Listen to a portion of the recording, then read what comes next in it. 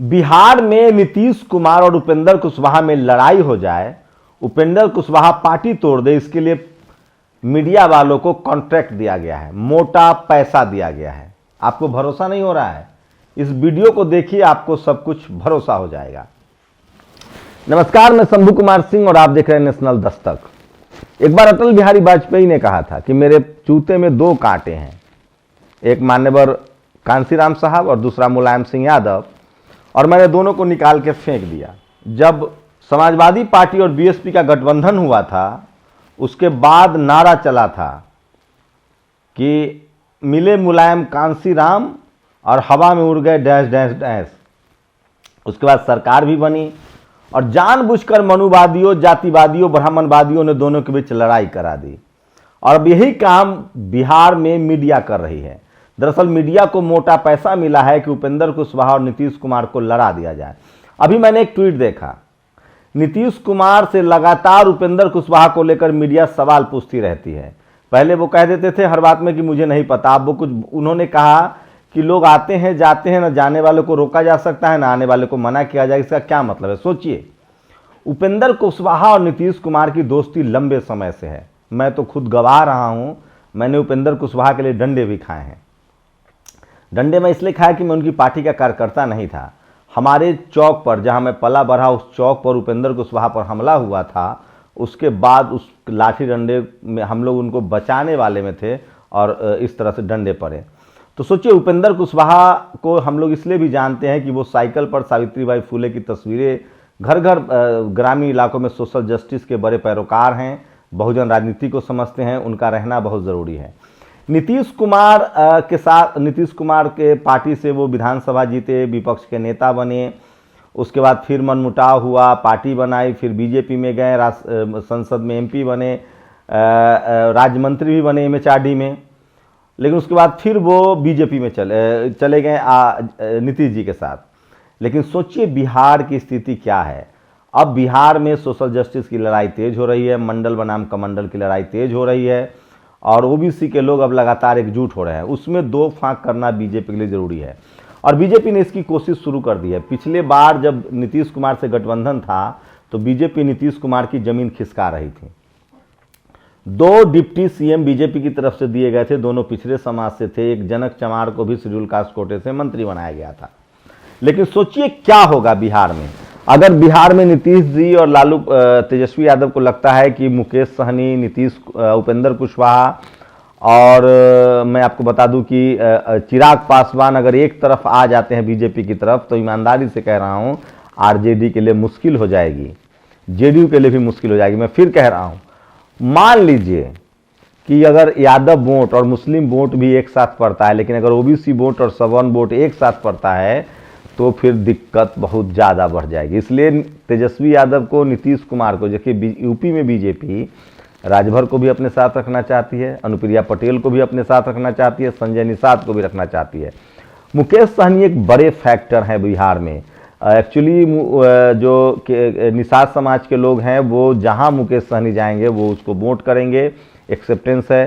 Schedule caste के साथ ये अब ज़्यादा नहीं रहा है। अगर चिराग पासवान नीतीश के साथ नहीं आते हैं या तेजस्वी यादव के साथ नहीं आते हैं, नीतीश कुमार के साथ नहीं आते हैं, तो जितना ज़्यादा सोशल रिफॉर्म हुआ है, जितना ज़्यादा सामाजिक बदलाव हुआ है बिहार के शेड्यूल कास्ट लोगों में, शेड्यूल कास्ट समाज में, यकीन मानिए चिराग पासवान के कहने पर भी वो लोग बीजेपी को वोट तो नहीं देंगे। तो अगर चिराग पासवान बीजेपी में जाते हैं तो उसका तो फायदा नहीं होगा। लेकिन अगर ओबीसी का कोई नेता, चाहे वो मुकेश सहनी हो या उपेंद्र कुशवाहा हो, ये अगर जाते हैं बीजेपी में तो बीजेपी को बड़ा फायदा होगा और अति पिछड़े समाज का वोट चला जाएगा उस तरफ। और जेडीयू आरजेडी गठबंधन में सिर्फ यादव और मुसलमान का वोट रह जाएगा, जिस पर कांग्रेस की भी नज़र है। कांग्रेस का अपना कोई वोट बैंक नहीं है। अगर कांग्रेस को अकेले छोड़ दिया जाए तो थोड़ा बहुत भी वो वोट नहीं ला सकते हैं। तो जितनी सीटें कांग्रेस को दी जा रही है उससे कम सीटों पर भी उपेंद्र कुशवाहा और मुकेश सहनी को अपने पाले में लाया जा सकता है। चिराग पासवान आ जाए तो सोने पे सुहागा है। लेकिन मीडिया को ही जिम्मेदारी दी गई है, जिसकी किस तरह से मुकेश सहनी की पार्टी को पूरी तरह से बीजेपी ने मिला लिया था। मुकेश सहनी नाराज हैं, कहा जा रहा है कि उनको राज्यसभा सांसद और मंत्री दिया जाएगा। उपेंद्र कुशवाहा को भी बीजेपी प्रलोभन दे रही कि राज्यसभा सांसद और मंत्रालय देंगे। मुझे लगता है उपेंद्र कुशवाहा को सम्मान मिलना चाहिए आरजेडी और जेडीयू गठबंधन में, एक बात। दूसरी बात है, उपेंद्र कुशवाहा को भी मीडिया के रिस्पांस पर ट्वीट नहीं करना चाहिए। जिस तरह से आज तक हो या तितने ब्राह्मण टोली के जो पत्रकार हैं उनको पैसा दिया गया है कि भैया आप इनमें फूट डालिए, और वो लगातार कोशिश में लगे हुए हैं, और दोनों नेता एक फोन की दूरी पर हैं, बात कर लें। मैं फिर कह रहा हूं, बिहार बचाना बहुत जरूरी है। सोशल जस्टिस की लड़ाई कर्पूरी ठाकुर की धरती है, जगदेव बाबू की धरती है, और उपेंद्र कुशवाहा को आप दरकिनार नहीं कर सकते हैं। और एक बात तो बता दो, अगर उपेंद्र कुशवाहा अब बीजेपी में जाते हैं तो क्या उपेंद्र कुशवाहा को मुख्यमंत्री कैंडिडेट घोषित करेगी बीजेपी, जिसकी बहुत कम ही संभावना है। नित्यानंद राय को भी मुख्यमंत्री घोषित कर दे अगर बीजेपी, तो भी बहुत बड़ी बात होगी, लेकिन अब वो बीजेपी करेगी नहीं। नित्यानंद राय को तो किसी कीमत पर बीजेपी, देखिए दिल्ली का मामला बता रहा हूँ, दिल्ली में अरविंद केजरीवाल वैश्य समाज से आते हैं, तो गुप्ता वोट आम आदमी पार्टी को जाता है।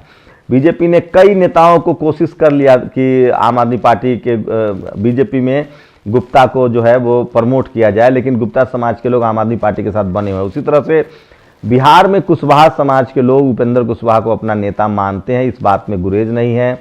एससी समाज में चिराग पासवान अभी बड़े चंक हैं, वहीं आपको बता दें कि मुकेश सहनी बड़े चंक हैं। तो ये बात है कि चिराग पासवान जो सोशल जस्टिस और अम्बेडकराइट जिस तरह से शेड्यूल कास्ट के लोग हुए हैं, हो सकता है कि चिराग पासवान के साथ शेड्यूल कास्ट के लोग न जाए, बीजेपी के साथ न जाए, वो वोट दे दे नीतीश कुमार को और तेजस्वी यादव को, एक प्लस पॉइंट है। लेकिन कुशवाहा और निषाद कम्युनिटी के लोग जो हैं, अगर उनके नेता जहां रहेंगे वो वोट वहीं करेंगे। ऐसे में पिछड़े वोटों को बिखराव न हो, इसके लिए नीतीश कुमार को भी कोशिश करनी चाहिए, और लोकसभा चुनाव में भी वो तभी बेहतर परफॉर्म कर पाएंगे बिहार में जब इनके साथ ये चंक रहेगा। तो यकीन मानिए कि मुझे नहीं पता कि बीजेपी कैसे सोच रही है। बीजेपी की कोशिश है कि ओबीसी नेताओं को लाया जाए। इस बार बिहार में बीजेपी बड़ा गेम खेलेगी और सवर्णों को और ब्राह्मण समाज को बिल्कुल टिकट नहीं देगी। उसकी कोशिश होगी कि सारे ओबीसी नेताओं को टिकट दिया जाए। मुख्यमंत्री हो सकता है कि लास्ट मोमेंट में बिहार की तरह, यूपी की तरह, जिस तरह से योगी आदित्यनाथ को बना दिया गया जबकि प्रोजेक्ट किया गया था केशव प्रसाद मौर्य को, तो बिहार में 2 डिप्टी सीएम बना सकती है वो ओबीसी का कम्युनिटी के, और शेड्यूल कास्ट और एक ओबीसी का। लेकिन बीजेपी मुख्यमंत्री तो किसी सवर्ण को ही बनाएगी अगर उसको सत्ता मिलती है तो, लेकिन वो वोटों का इस्तेमाल कर लेगी ओबीसी का।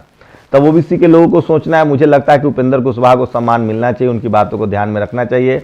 और तेजस्वी यादव के लिए भी चैलेंज है, अगर वो मुकेश सहनी और उपेंद्र कुशवाहा को से अलग हो जाते हैं या वो उनके पाले से निकल जाते हैं तो फिर तेजस्वी यादव के लिए मुश्किल होगा। तेजस्वी यादव को मैनेज करना पड़ेगा। मुख्यमंत्री के वो दावेदार हैं और मुख्यमंत्री उनको बनना भी चाहिए, लेकिन एटलीस्ट आपको डिप्टी सीएम रखना पड़ेगा किसी पिछड़ी जाति के लोगों को और शेड्यूल कास्ट के लोगों को, क्योंकि आपको डेमोक्रेटिक सिस्टम में भागीदारी सबको देनी पड़ेगी अगर आप सोशल जस्टिस की बात करते हैं तो। मुकेश सहनी बड़े अच्छे डिप्टी सीएम हो सकते हैं, जैसे जगन मोहन रेड्डी ने 5 डिप्टी सीएम बनाए थे। बिहार में एक फॉर्मूला हो सकता है, क्योंकि अब आपको भागीदारी देनी होगी, क्योंकि बिहार में बीजेपी की कोशिश है कि वो सवर्ण मुख्यमंत्री के साथ 5 डिप्टी सीएम बना सकती है, पिछड़ा, अति पिछड़ा, शेड्यूल कास्ट से। यहाँ तक कि पसमानदा मुसलमान को भी डिप्टी सीएम बनाया जा सकता है, जो बीजेपी की नज़र है। इस तरह की कोशिश है, लेकिन सवाल वही है, मेरा सवाल यही है कि मीडिया की बातों पर न तो नीतीश कुमार को रिएक्ट करना चाहिए और न ही उपेंद्र कुशवाहा को, क्योंकि मीडिया को बड़ा टेंडर दिया गया है, बड़ी सुपारी दी गई है कि किसी भी तरह से फूट डलवाया जाए, और उसमें वो कामयाब होते दिख रहे हैं। नीतीश कुमार कहते आम है, उसको दिखाया जाता है बेदाम। उपेंद्र कुशवाहा उस पर ट्वीट कर रहे हैं। दोनों लोग एक फोन की दूरी पर हैं, पार्टी में रहना है नहीं रहना है बात कर लीजिए, लेकिन मीडिया के झांसे में मत आइए। मैं फिर कह रहा हूं, इस देश की मीडिया इस देश के बहुजन नेताओं को एक नहीं होने देती है। उसी कड़ी में प्रकाश अम्बेडकर ने जिस तरह से एकजुटता दिखाई, और एनसीपी, कांग्रेस और प्रकाश अम्बेडकर और शिवसेना महाराष्ट्र में एक साथ लड़ेगी तो शानदार नतीजे आएंगे। मैं फिर कह रहा हूं, कांग्रेस को भी सोचना होगा। कांग्रेस 2024 में ममता से भी लड़ना चाहती है, नवीन पटनायक से भी लड़ना चाहती है, वो नीतीश कुमार और आरजेडी से भी लड़ना चाहती है, लेकिन और उसको बीजेपी को भी हराना है। उपेंद्र कुशवाहा, माफ कीजिएगा, अरविंद केजरीवाल से भी लड़ना चाहती है और बीजेपी को हराना है, जो कि होता हुआ नहीं दिख रहा है। तो मैं इसलिए कह रहा हूं कि बिहार में मीडिया को सुपारी दी गई है। मेरे पास जानकारी है, तमाम पत्रकारों को कहा गया कि किसी भी तरह से उपेंद्र कुशवाहा और नीतीश कुमार के बीच दूरी बनाई जाए, एक खाई बनाई जाए और उपेंद्र कुशवाहा जो है वो बीजेपी में आ जाए। मैं फिर कह रहा हूं, जब भी कोई सवर्ण, आज के समय में बात कर रहा हूं, जब भी कोई सवर्ण नेता अगर बीजेपी के अलावा किसी पार्टी में है तो वो सिर्फ व्यक्तिगत रूप से उसके साथ उसका समाज नहीं है, क्योंकि सवर्ण समाज एक मुफ्त वोट करता है बीजेपी को। लेकिन कोई पिछड़ा, अति पिछड़ा, दलित नेता अगर बीजेपी में जाता है तो वो अपने समाज का वोट भी ले जाता है। तो इस बात को ध्यान रखना पड़ेगा। आप लोग अपनी प्रतिक्रिया जरूर दीजिए। और अगर उपेंद्र कुशवाहा, मुकेश सहनी बीजेपी के पाले में आते हैं तो फिर मुश्किल हो जाएगा 2024 और 2024 नीतीश कुमार का सफ़र और 2025 तेजस्वी यादव का सफ़र। इसलिए उनको बड़ा दिल दिखाना पड़ेगा और इन दोनों नेताओं को अपने पाले में रखना ही पड़ेगा, चाहे उसकी कीमत कुछ भी चुकानी पड़े। तभी जाकर SC ST OBC माइनॉरिटी के जो हक अधिकार हैं वो सुरक्षित रहेंगे। अगर आप सोचिए, एक बात दिमाग में बैठा लीजिए कि आडवाणी, जोशी और मुरली मनोहर जोशी, लाल कृष्ण आडवाणी और अटल बिहारी वाजपेयी का दौर था। अगर ये तीनों लोग चाहते कि हम प्रधानमंत्री बने तो बीजेपी कभी सत्ता में नहीं आती। कोई वाजपेयी तभी बनेगा जब कोई आडवाणी गृह मंत्री हो या उप प्रधानमंत्री बनने के लिए तैयार हो और कोई जोशी एक मंत्रालय ले। अगर तीनों के तीनों नेता कहते कि हमको प्रधानमंत्री बनना है तो फिर कभी बीजेपी सत्ता में नहीं आती। बहुजन समाज के नेताओं के साथ ये प्रॉब्लम है। अगर उनकी अपनी महत्वाकांक्षा समाज से ऊपर है तो उनको आपस में लड़ना चाहिए, नहीं तो जो देश के हालात हैं, संविधान के हालात हैं, अगर बहुजन समाज के नेता, SC ST OBC माइनॉरिटी के नेता, जाट, पटेल, मराठा, गुर्जर, किसानों के नेता अगर एक साथ नहीं आते हैं, इसका मतलब है कि समाज से ज़्यादा उनकी अपनी महत्वाकांक्षा जो है वो ज़रूरी है। प्रकाश अम्बेडकर के फैसले का आप स्वागत कीजिए, क्योंकि वहाँ NCP, कांग्रेस, शिवसेना और प्रकाश अम्बेडकर एक साथ चुनाव लड़ने वाले हैं। बहुजन समाज के लोग जिस दिन एकजुट हो गए, यकीन मानिए 90% वोट किसान, आदिवासी, SC ST OBC, Jat, Patel, मराठाओं का है। इस देश में चपरासी से लेकर चीफ मिनिस्टर तक उनका कब्जा होगा, संविधान मजबूत होगा, देश मजबूत होगा और सबको जो भागीदारी देने का सवाल है वो पूरा हो जाएगा। फिलहाल मनुवादी, जातिवादी, ब्राह्मण मीडिया लगातार कोशिश कर रही है कि नीतीश कुमार और उपेंद्र कुशवाहा को लड़ा दिया जाए। आप लोग की क्या राय है? क्या दोनों नेता का अलग होना समाज की भलाई के लिए है और क्या दोनों नेता को एक साथ रहना चाहिए? क्या तेजस्वी यादव नीतीश कुमार को आगे बढ़कर नीतीश जी को और मुकेश सहनी को जगह नहीं देनी चाहिए? और क्या मुकेश सहनी और उपेंद्र कुशवाहा को समाज के लिए अपनी महत्वाकांक्षाओं को थोड़ा परे नहीं हटाना चाहिए? सम्मान उनको मिलना चाहिए। सवाल तो है, क्या एक CM 5 डिप्टी CM का कंसेप्ट बिहार में लागू नहीं हो सकता है? आज के समय में आप बिना भागीदारी की राजनीति नहीं कर सकते, लेकिन सवाल ये है कि अगर उपेंद्र कुशवाहा और मुकेश सहनी बीजेपी में चले भी जाएंगे और वो मुख्यमंत्री भी बना दिए जाते हैं, तो भी जो सरकार की जो बागडोर है वो RSS के हाथ में ही रहेगी। और यकीन मान लीजिए, अगर बिहार में सोशल जस्टिस की नैया डूब गई, कमंडल वर्सेज मंडल की लड़ाई में कमंडल जीत गया, तो फिर देश में बड़ी मुश्किल होगी। फिर बीजेपी 50 साल की अपनी जो उसकी थ्योरी है वो उसे जरूर पूरा करेगी। सब कुछ उपेंद्र कुशवाहा के हाथों में है, मुकेश सहनी के हाथों में है, नीतीश कुमार के हाथों में है, तेजस्वी यादव के हाथों में है। मेरे विश्लेषण पर आपकी क्या राय है? आपकी प्रतिक्रिया मेरे लिए बहुत ज़रूरी है। शुक्रिया।